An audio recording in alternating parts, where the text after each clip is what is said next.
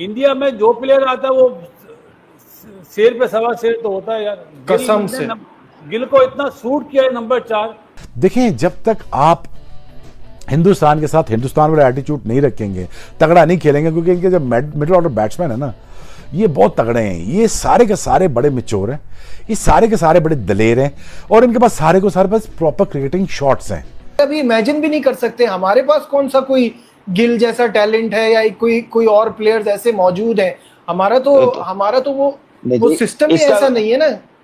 पीछे हट जाओ, हमने आपको नहीं जीतने देना, जो मर्जी आप कर लो, हम आपको पिदाएंगे, हम आपको थकाएंगे, फिर आपको मारेंगे।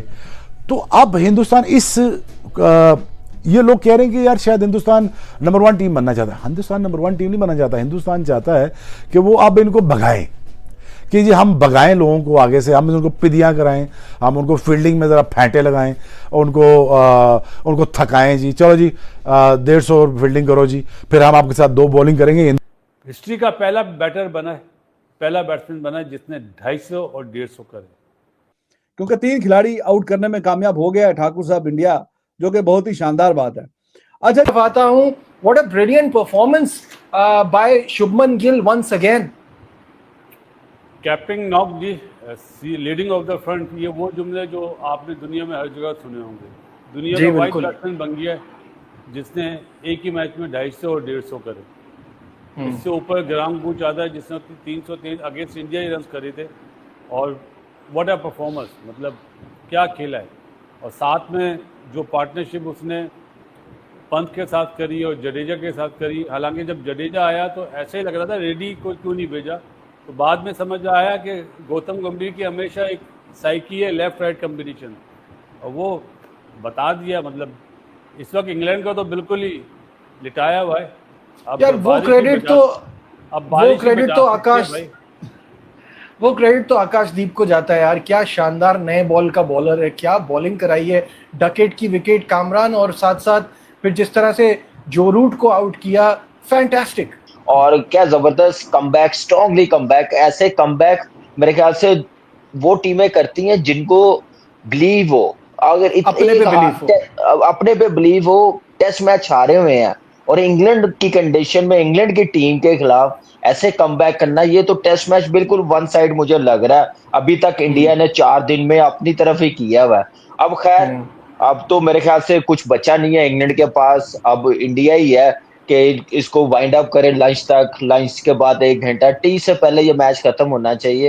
लेकिन क्रिकेट है कुछ भी है, लेकिन अभी तक कमाल की परफॉर्मेंस, आउटस्टैंडिंग परफॉर्मेंस। जो मेरे ख्याल से 8 टेस्ट मैच यहाँ पे हुए ना, 7 इंग्लैंड जीता हुआ, 1 ड्रॉ हुआ है, उन सब पे भारी टेस्ट मैच ये वाला होगा, जैसे इंडिया ने वो 7 टेस्ट मैच का बदला लिया।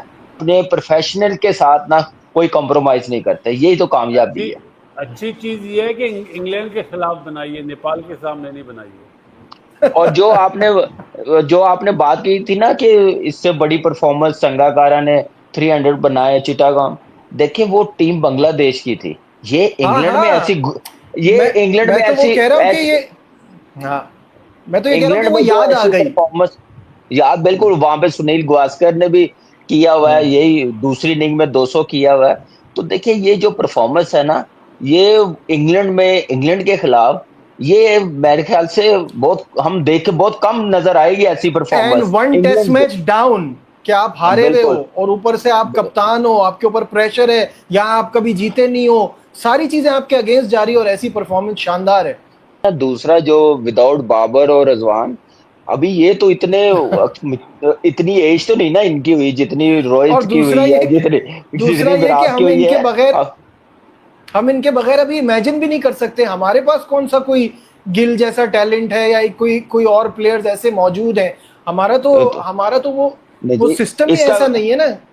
इसका बेस्ट आंसर ये है कि ये प्लेयर उस वक्त ये ऐसी परफॉर्मेंस आती जिसका सिस्टम, प्रोसेस सारा चल रहा हो, टीमें बन रही हो। हमारा तो ना सिस्टम है, ना मेरिट है, ना प्रोसेस है। हम तो अल्लाह तवक्कुल चल रहे हैं। जो कोई मिल जाता आके 10 साल बाद, 15 साल बाद एक प्लेयर मिल जाता है। आप देखे यूनुस भाई के जाने के बाद बाबर हमें मिला है, ठीक है ना। अब उसको हम लोग यूज कर रहे हैं, उस पर बर्डन कम करने के बजाय मजीद बर्डन डालते जा रहे हैं, ऐसी बातें करके, ऐसी परफॉर्मेंस डिमांड करके, क्योंकि बाकी प्लेयर डेवलप ही नहीं किए।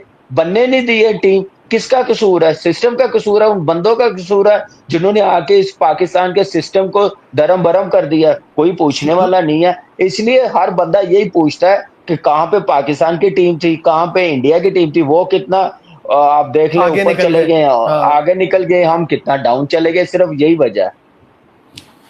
जी बासित भाई, फाइनल थॉट्स। 31 साल का मेरा ख्याल है बाबर है, 34 साल का रिजवान है।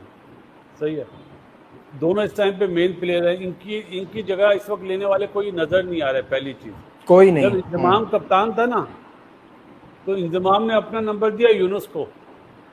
सही है, उस टीम में यूसुफ भी था, इंजमाम भी था, अपना कामरान भी था। तो ये ग्रेट प्लेयर थे। तो वो टीम हमारी बहुत ज़्यादा स्टेबल थी, नामी गिरामी प्लेयर थे। हाँ, इस टीम में बाबर रिजवान के अलावा आप मतलब शान मसूद है, कभी 150 करता है, सऊद शकील है, आगा सलमान है। लेकिन इन्हें टाइम लगेगा। इंडिया में जो प्लेयर आता है वो शेर पे सवा शेर तो होता है यार। कसम से गिल को इतना सूट किया है नंबर 4, हिस्ट्री का पहला बैटर बना है, पहला बैट्समैन बना है जिसने 250 और 150 करे। ग्राम गुज साहब ने 333 और 131 या कुछ 137 रन करके 458 रन करे हुए। इस मैच में मेरा ख्याल है 430 रन कर चुका है गिल, और चाहता तो वो रिकॉर्ड भी तोड़ सकता था, लेकिन मैच जीतना भी ज़रूरी है। मैनचेस्टर में इंडिया कभी मैच जीता नहीं है, एक मैच ड्रॉ करा है। तो कल मेरा ख्याल है वो रिकॉर्ड बनते ही टूटने के लिए हैं, तो वो आपको नज़र आ जाएंगे। और मुझे ऐसा लगता है इस सीरीज़ के बाद गिल को Asian Bradman, new Asian Bradman का लक़ब मिल जाएगा। जिस वे में वो खेल रहा है, टॉप क्लास बैटिंग कर रहा है। इसी तरह रही तो आज तो टीम के खैर ओवरऑल रन्स 1000 हुए हैं। तो अब 3 मैचों में मिला के देयर इज अ पॉसिबिलिटी कि एक ही सीरीज से 1000 रन ऊपर निकाल ले। और बिफोर दिस सीरीज देखते हैं कि गेल के कितने रन्स थे और अभी जो सिलसिला है वो कहां पे जाके खड़ा हुआ है। तो इतनी लाजवाब किस्म की सीरीज किसी एक प्लेयर की, अनबिलीवेबल। तो अभी देखिए इस सीरीज से पहले जो रन्स मेरे ख्याल में कोई 18 कुछ हो के करीब थे, और अभी ये वाले ऐड हो जाएंगे 500-600 रन्स 2 मैचेस में, close to 600 runs in 2 matches. वाह, अमेजिंग। इससे पहले सीरीज में जाने से पहले 32 मैचेस थे, और ये 31-32 मैचों में जो रन्स थे 1700-1800 थे, और अगले 2 मैचों में 600 रन्स। आप अंदाजा लगाइए कि कितनी बड़ी जंप है, बहुत ही बड़ी जंप है, और अनप्रेसिडेंटेड, लाजवाब। तो गिल जी मुंडा छा गया गिल्लां दा, ते रन्स करी जा रहा।